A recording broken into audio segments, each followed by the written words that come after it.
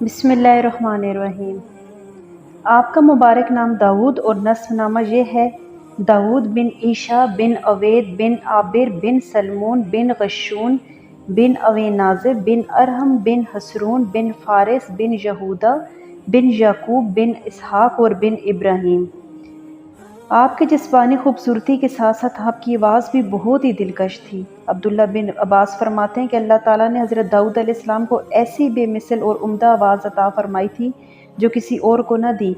جب آپ علیہ السلام ترنم کے ساتھ زبور شریف کی تلاوت کرتے تو پرندے ہوا میں ٹھہر کر آپ کی آواز کے ساتھ آواز نکالتے اور تسبیح کے ساتھ تسبیح کرتے۔ اسی طرح پہاڑ بھی صبح و شام آپ کی تسبیح کے ساتھ تسبیح کرتے تھے۔ جب طالوت نے بنی اسرائیل کے بادشاہ بنے تو انہوں نے بنی اسرائیل کو جہاد کے لیے تیار کیا اور ایک کافر بادشاہ جالوت سے جنگ کرنے کے لیے اپنی فوج لے کر میدان جنگ میں نکلے۔ جب دونوں لشکر میدان جنگ میں آمنے سامنے ہوئے تو جالوت نے بنی اسرائیل سے مقابلہ کرنے والا طلب کیا، کیونکہ جالوت بڑا جابر، قوی، شاہزور اور قداور تھا۔ طالوت کے لشکر والے اس کی قوت و جسامت دیکھ کر گھبرا گئے، کیونکہ طالوت نے اپنے لشکر میں اعلان کیا کہ جو شخص جالوت کو قتل کرے میں اپنی بیٹی اس کے نکاح میں دے دوں گا اور آدھا ملک اسے دے دوں گا، مگر کسی نے بھی اس بات کا جواب نہ دیا۔ طالوت نے حضرت شمیل علیہ السلام سے عرض کی کہ بارگاہ الہی میں دعا کریں۔ آپ علیہ السلام نے دعا کی تو بتایا گیا کہ حضرت داؤد علیہ السلام جالوت کو قتل کریں گے۔ حضرت داؤد علیہ السلام کے والد عیسیٰ طالوت کے لشکر میں تھے اور ان کے ساتھ ان کے تمام فرزند بھی تھے۔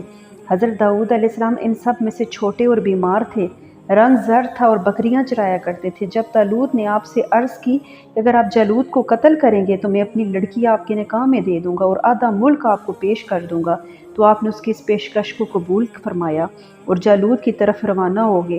لڑائی کے لیے صفیں بن گئیں تو حضرت داؤد علیہ السلام اپنے دست مبارک میں گھوپن یعنی پتھر پھینکنے والی رسی لے کر جالوت کے سامنے آ گئے۔ جالوت کے دل میں آپ کو دیکھ کر وحشت پیدا ہوئی، مگر اس نے باتیں بہت متکبرانہ کیں اور آپ کو اپنی قوت سے مرغوب کرنا چاہا۔ حضرت داؤد علیہ السلام نے اپنی اسی رسی میں پتھر رکھ کر مارا، وہ اس کی پیشانی کو توڑ کر پیچھے سے نکل گیا اور جالوت مر کر گر گیا۔ حضرت داؤد علیہ السلام نے اسے لا کر طالوت کے سامنے ڈال دیا۔ تمام بنی اسرائیل بڑے خوش ہوئے اور طالوت نے حضرت داؤد علیہ السلام کو حسب وعدہ نصف ملک بھی دیا اور اپنی بیٹی کا نکاح بھی آپ کے ساتھ کر دیا۔ ایک مدت کے بعد دوستو طالوت نے وفات پائی تو حضرت داؤد علیہ السلام پوری سلطنت کے بادشاہ بن گئے۔ پیارے اسلامی بھائیوں، اللہ تعالیٰ کی اطاعت سے انبیاء کرام ایسے حیرت انگیز اور صاف کے مالک ہوتے ہیں کہ جو ان کے علاوہ دیگر انسانوں کو عطا نہیں ہوتے، جیسا کہ اس واقعے میں ہے کہ جالوت کی قوت اور جسامت دیکھ کر بنی اسرائیل کے لوگ بہت ہی دہشت زدہ ہو گئے تھے۔ کسی میں ہمت نہ تھی کہ اس کے ساتھ مقابلہ کرتا، لیکن حضرت داؤد علیہ السلام اس کے روب میں نہ آئے۔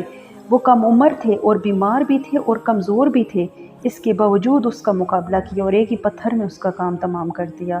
حضرت یوسف علیہ السلام کے بعد آپ پہلے شخص ہیں جنہیں سلطنت و نبوت دونوں عہدوں پر فائز کیا گیا۔